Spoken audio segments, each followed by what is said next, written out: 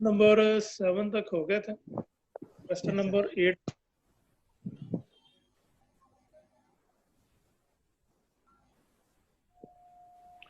इसमें लिखा है जी कि fit a straight line taking x as independent variable. ठीक है, तो डाटा कुछ इस तरह दिया है 3x+2 और 3y-2 और वैल्यूज हैं जी 5, 8, 11, 14 इस तरह से दी हैं।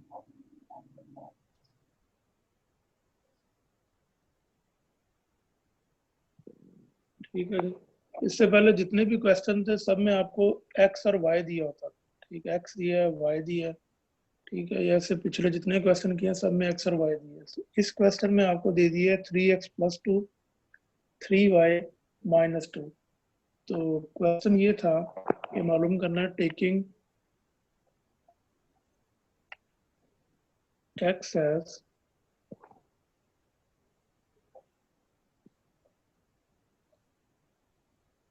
Independent variable. ठीक है, तो अगर x इंडिपेंडेंट होगा तो इसका मतलब है कि मालूम करना है y on x।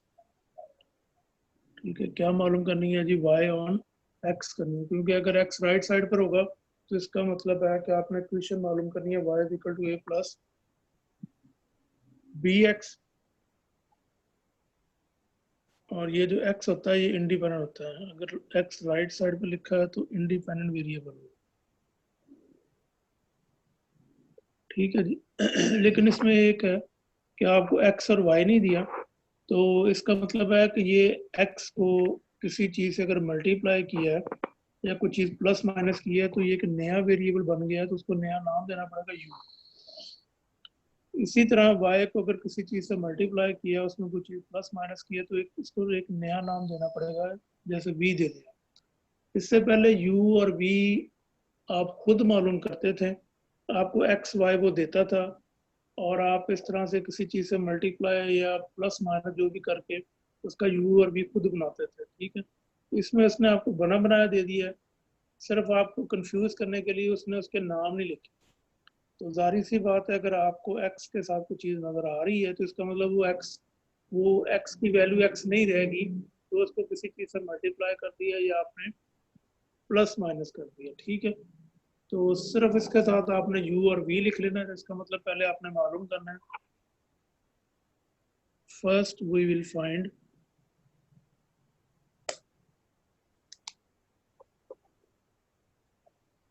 v on u।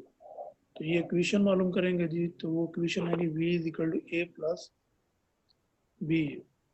तो b का फार्मूला वैसे ही आएगा n sigma uv - sigma u sigma v n sigma u square minus sum of u whole square. और a का फार्मूला है कि v बार - b u बार आ जाएगा। ठीक है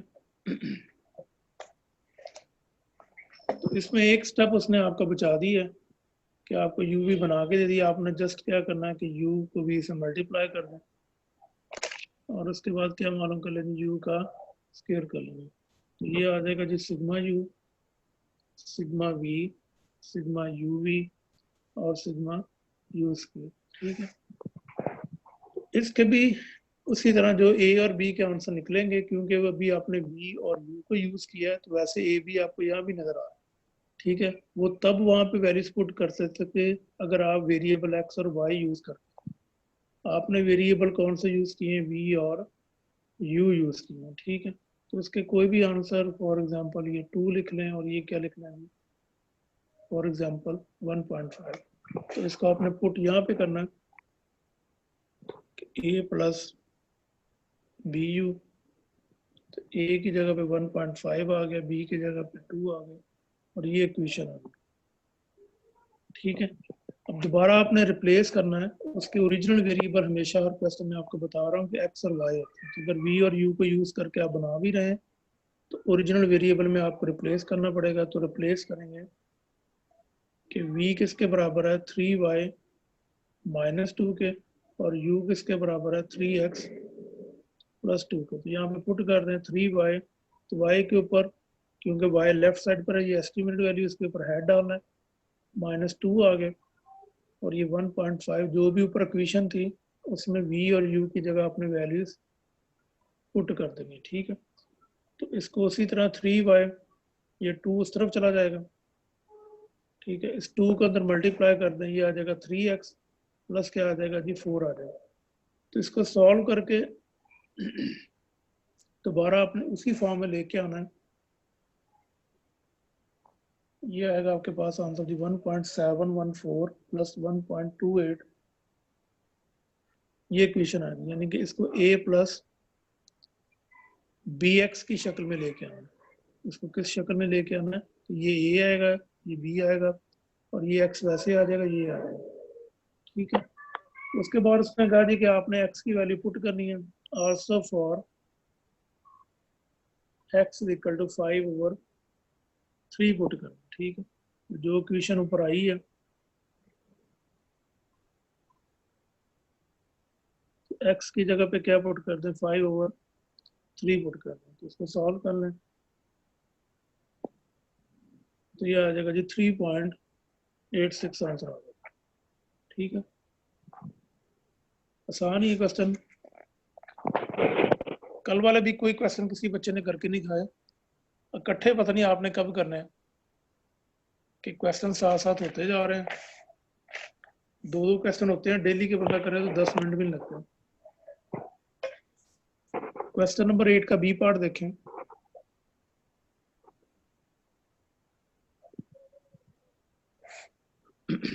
इसमें उसने खुद ही बता दिया कि फिट अ लीस्ट के lines to the following data कि y एज डिपेंडेंट वेरिएबल है और x एज डिपेंडेंट वेरिएबल है। ठीक है, तो डाटा आप लिख लें इस तरह से कि x ही है और y दिया है, तो x की वैल्यू था जी 1, 3, 4, 6 इस तरह से दी है, और y की वैल्यू था जी 1, 2, 4। ठीक है, तो इसमें दोनों आप लिख सकते हैं कि पहला है कि y एज डिपेंडेंट वेरिएबल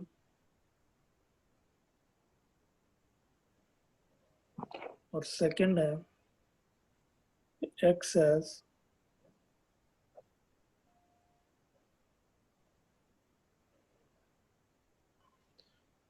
ठीक है, तो इसमें इक्वेशन मालूम करनी है जी a प्लस बी एक्स, तो इसमें ऑटोमेटिकली y क्या हो जाएगा, डिपेंडेंट वेरिएबल हो जाएगा। इसमें इक्वेशन मालूम करनी है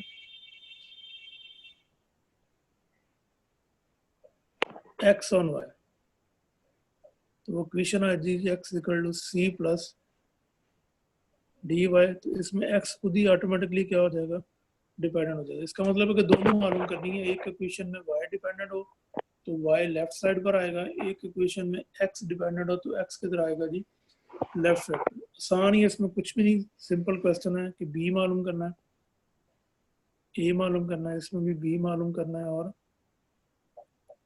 c मालूम करना है और d मालूम करना है। ठीक है, तो ये कॉलम बना लीजिएगा, एक एक्स वाई वाला आएगा, एक एक्स स्क्वायर वाला आएगा, और एक कौन सा आएगा जी, वाई स्क्वायर वाला कॉलम। ठीक है, तो ये क्वेश्चन पहले ही आपके पास आएगी 0.5455 प्लस 0.6364x, ये क्वेश्चन आ जाएगी। और दूसरी क्वेश्चन आएगी जी यहाँ से -0.5 प्लस 1.55। ठीक है, इसका सेकंड लिखा है कि आपने estimate the mean value of y, कि y की वैल्यू को एस्टिमेट करें जबकि x किसके पास कितना है, 7 के। इसी तरह से estimate the mean value of x when y is equal to 6, तो ये आप दोनों पुट कर सकते हैं कि इसमें x की वैल्यू क्या पुट कर देनी है हमने, 7 पुट कर दें, और इसमें y की वैल्यू क्या पुट कर देंगे, 6। तो क्वेश्चन आपके पास है ऊपर, सिर्फ आपने उसकी वैल्यू पुट करनी है, 5455 प्लस 6364, x की जगह पे 7 आ जाएगा, तो इसका आंसर आपके पास आ जाएगा जी 5 के इक्वल आ जाएगा। इसी तरह इसमें पुट कर दें आप -0.5 प्लस 1.5, वाई की जगह पे क्या पुट कर दें जी 6 पुट कर दें, तो एक्स सेट का आंसर आपके पास आ जाएगा 8.5 आ जाएगा। ठीक है, बस इतना काम। ठीक है, उसके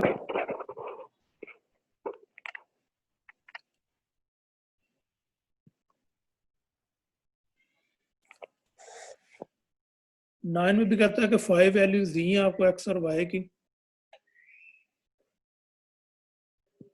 एक्स की वैल्यूज है जी 3, 2, 5, 1 और 4, और वाई की वैल्यूज है जी 13, 9, 27, 8 और 18 आपके पास।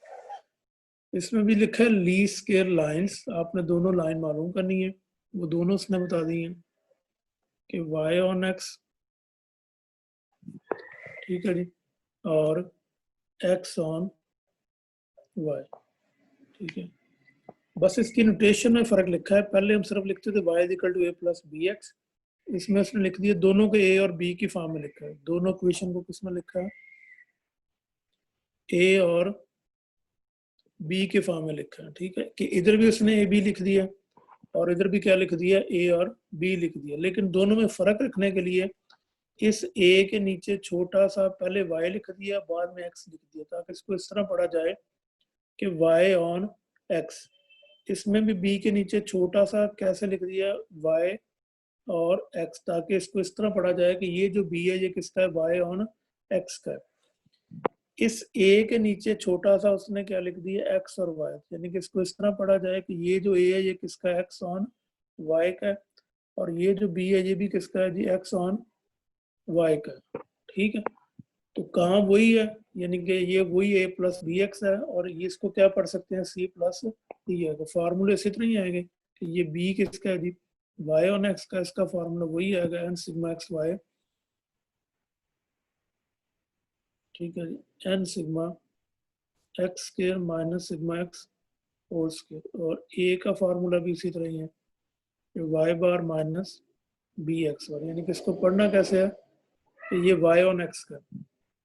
इसी तरह से ये जो b है ये किसका जी x और y का, ये समझ ले कि d है आपका।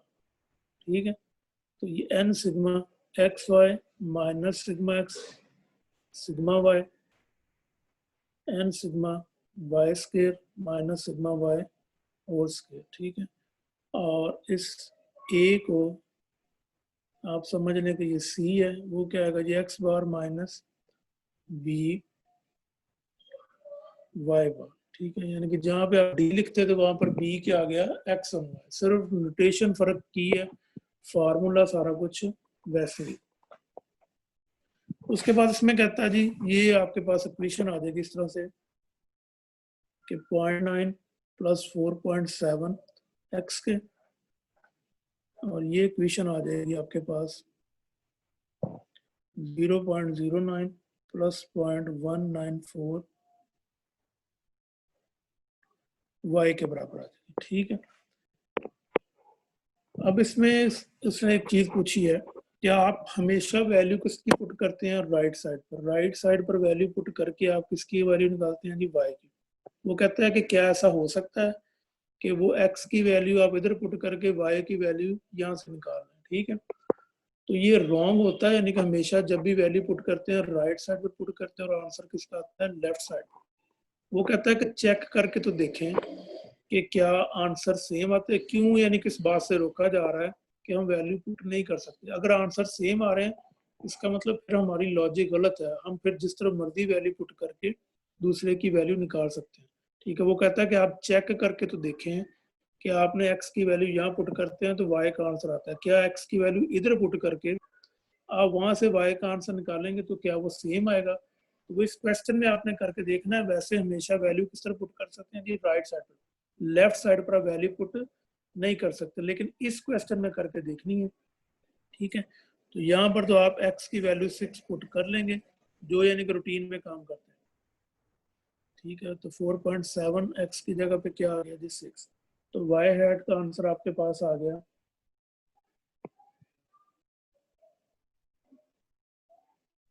29.1 आ गया।